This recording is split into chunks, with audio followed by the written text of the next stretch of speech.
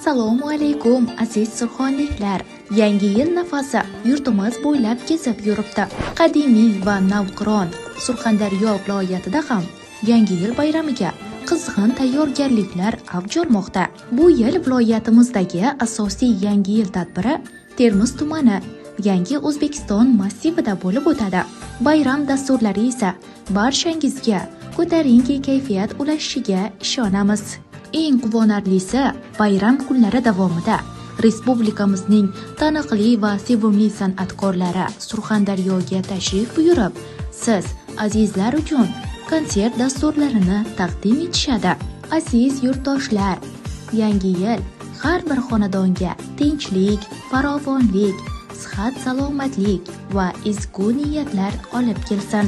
Respublika Ma'naviyat va ma'rifat markazi Surxondaryo viloyati bo'linmasi tomonidan barchangizni Yangi yil bayrami bilan chin qalbdan tabriklaymiz.